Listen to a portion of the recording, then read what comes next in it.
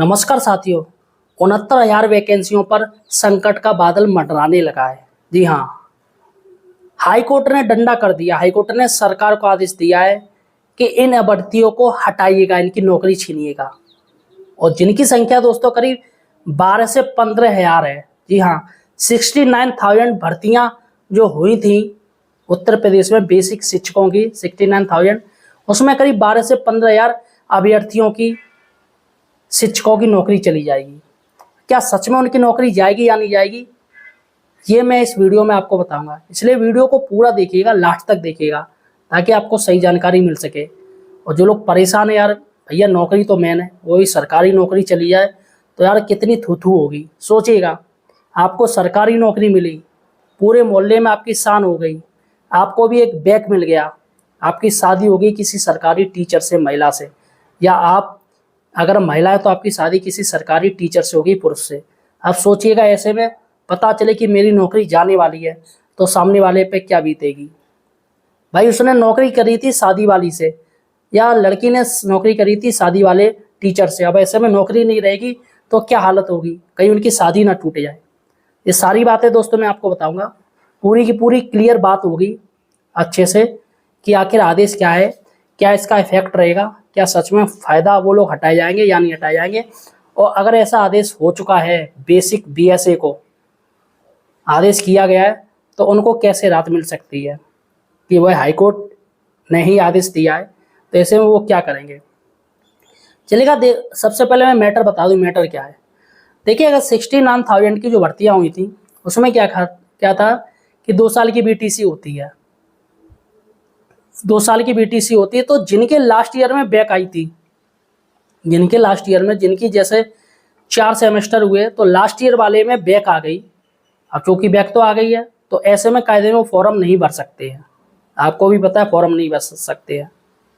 अब ऐसे में 1 महीने बाद, 2 महीने बाद एडवर्टाइजमेंट आया है नौकरी का, तो क्या होगा।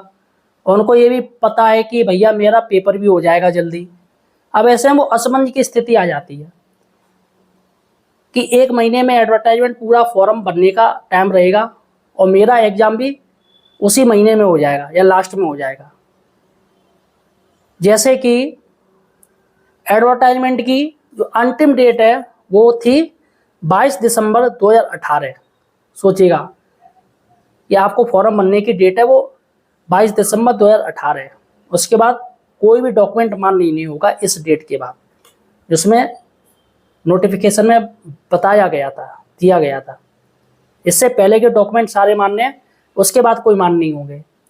आप सोचिएगा कि इसके लास्ट ईयर में बैक आई, उसके एग्ज़ाम हो गए 22 दिसंबर के बाद 24 दिसंबर को इसके एग्ज़ाम हुए, और 10-15 दिन बाद उसकी मार्कशीट आ गई। क्योंकि कोई भी भर्ती होने में काफ़ी टाइम लगता है, 2-3 महीने तो मान ही लीजिए कोई भी प्रक्रिया होने में, और सरकार भी डेट बढ़ा देती, टाइम बढ़ा देती है, और कोर्ट केस चलते रहते हैं ऐसे। अब ऐसे में उसकी मार्कशीट आ गई, उसने फॉर्म डाल दिया, अप्लाई कर दिया, उसी के बेस पे, उसी मार्कशीट के बेस पे उसने फॉर्म डाल दिया, अप्लाई कर दिया। लेकिन वो बैक था, फिर भी उसने डाल दिया। क्योंकि आपके जो डॉक्यूमेंट चेक होते हैं ना, वो काउंसलिंग में चेक होते हैं, ऑनलाइन चेक नहीं होते हैं। काउंसलिंग में आप जाएंगे, वहाँ पर आप दिखाइएगा। अब होता है क्या, बहुत लोगों की सेटिंग होती है, सब काम इससे हो जाता है, डाइट में पैसा फेंकिए, सब काम दीजिए। अब वहाँ पर आप क्या हुआ कि आप बैक आई, काउंसलिंग से पहले आपकी मार्कशीट आ गई, डाइट के माध्यम से ही होगा काम, या जो भी आप इंस्टीट्यूट में कर रहे हो वहाँ से आपको मार्कशीट मिल जाएगी। और थोड़ा क्या होता है, जल्दी पल्दी आप अगर पैसा फेंकोगे तो जल्दी काम हो जाता है, मार्कशीट भी आपकी जल्दी आ जाएगी। अब वहाँ पर आप काउंसलिंग में पहुँच गए, साहब ये लीजिएगा। अब चूँकि काउंसलिंग वाले ये ज़्यादा नहीं दिखते हैं, भीड़ होती है, तो वो लोग बस ऐसे ही कर देते, चलेगा ठीक है।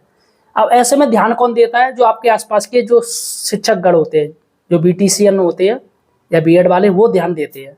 क्योंकि कंपटीशन किस में, हम लोगों में, आपस में, शिक्षकों में, जो स्टूडेंट है उनमें। अब उसने देख लिया कि भाई इसका जो, ये तो बैक हो गया था, साथ वाला कहेगा ये तो फेल हो गया था, उसको पता है, लेकिन इसने ये फॉर्म डाल दिया। अब फॉर्म डालने के बाद इसका सिलेक्शन भी हो गया। अब बस इसमें दिक्कत हो गई, इसको नौकरी कैसे मिलेगी, यानी कि फ्रॉड इसने किया है। तो वही अभ्यर्थी इसके खिलाफ कोर्ट चले गए। उनको पता है, चले उनको ये भी पता चल गया कि हाँ, इन्होंने बीटीसी बैक आई थी, वो पास कर ली, क्लियर हो गया। लेकिन नोटिफिकेशन की डेट तो उस तारीख तक थी फॉर्म डालने की, जो भी कुछ हो, उसके बाद इनको मार्कशीट मिली तो कैसे मान्य हो जाएगी भाई? डेट तो बात की आ रही है ना। तो 22 दिसंबर 2018 के बाद के इसमें जितने भी जिन्होंने मार्कशीट ली है, जो अपना क्लियर किया है, बस उनके लिए ये दिक्कत है। अब ऐसे में क्या किया है कि बेसिक सचिव है सुरेंद्र प्रताप तिवारी, सुरेंद्र कुमार तिवारी, उन्होंने जनपद के तमाम बीएसए को एक आदेश जारी किया है कि आप एक डाटा बनाइएगा जिनकी फाइनल मार्कशीट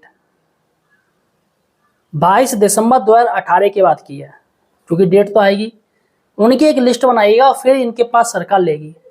और सुरेंद्र कुमार तिवारी ने कह दिया उनको बर्खास्त किया जाएगा, उनकी नौकरी हटाई जाएगी, क्योंकि कोर्ट का आदेश है, कोर्ट का आदेश का पालन करेंगे। और बीएसए को लेटर जारी भी हो चुका है। अब ऐसे में जो लोग 4 साल से 5 साल से 3 साल से नौकरी कर रहे थे, उनकी नौकरी पर संकट आ जाएगा। काफ़ी लोगों ने लोन ले लिया है, बेचारों का क्या होगा? तो दोस्तों टेंशन मत लीजिएगा, मैं आपको बताऊंगा इसका क्या सॉल्यूशन और क्या हो सकता है। पहली बात मैं आपको बता दूं, इसलिए बिल्कुल बेफिक्र हो जाइए। और आपसे रिक्वेस्ट करना चाहूँगा, अगर आप मेरे वीडियो को देख रहे हो तो यार चैनल को सब्सक्राइब जरूर कीजिए, बेरोजगार हेल्पर चैनल को सब्सक्राइब कीजिएगा। देखिएगा, एक मैं आपको यहाँ बात बता दूं, आपकी नौकरी नहीं जाएगी। मैं आपको कई ऐसे केस दिखा दूंगा, जी हाँ कई ऐसे केस दिखा दूंगा कि जिनकी मार्कशीट नोटिफिकेशन के बाद आई है। जी हाँ, जिनकी मार्कशीट नोटिफिकेशन के बाद आई है या वो लेट हो गए हैं, लेकिन एंड टाइम पर काउंसलिंग के टाइम पे उन्होंने अपने सारे डॉक्यूमेंट दे दिए। तो ऐसे लोगों को कुछ भी दिक्कत नहीं हुई है। बहुत से जो सर्टिफिकेट होल्डर होते हैं, जैसे किसी का विकलांग सर्टिफिकेट बनने में लेट हो रहा है, उसने अप्लाई कर दिया 2 महीने पहले ही नोटिफिकेशन से, लेकिन उसको कब मिला है? तीसरे महीने जाके। तो इसमें गलती किसकी है? विभाग की गलती है या उसकी गलती है? अब ऐसे में साथियों, अगर हम बात करें एग्जाम की, तो एग्जाम में ऐसा कुछ भी नहीं है। आप सीधे हाई कोर्ट जा सकते हैं, दोबारा अपील कर सकते हैं। अपने लोग जोड़िएगा, हाई कोर्ट जाइएगा, और मैं गारंटी कह रहा हूं हाई कोर्ट आपको राहत देगा। भाई जो 5000 फर्जी बीएड टीचर हैं, जो टेम्पर टीचर हैं, उनको तक राहत मिली पड़ी है, जबकि हाई कोर्ट जानता है कि ये फर्जी हैं। डॉक्टर भीमराव अंबेडकर यूनिवर्सिटी से उन्होंने फर्जी मार्कशीट बनवाई, फर्जी डॉक्यूमेंट बनवाए, टेम्पर्ड किया, नंबर बढ़वाए, लेकिन देखिएगा कितने टाइम से वो नौकरी कर रहे हैं। एसआईटी ने जांच करी, उनको बर्खास्त भी किया बीएसए ने, लेकिन वो लोग स्टे ले आए। और देखिएगा काफी टाइम हो गया, मुझे लग रहा है वो पूरी जिंदगी ऐसी नौकरी करते रहेंगे। और लेकिन आप तो ओरिजिनल हो ना, आपको किस बात का डर है? तो आप लीगल काम कीजिएगा, इसके साथ ही आप सचिव स्तर से मिलिएगा। पहले आप सचिव स्तर से अपनी बात पहुंचाइएगा, सर हमारी क्या गलती है, हम तो डॉक्यूमेंट भाई ला ही रहे ना, काउंसलिंग में तो आपने दे दिया है ना, कोई फर्जीवाड़ा तो किया नहीं है। तो ऐसे में आप जाइएगा।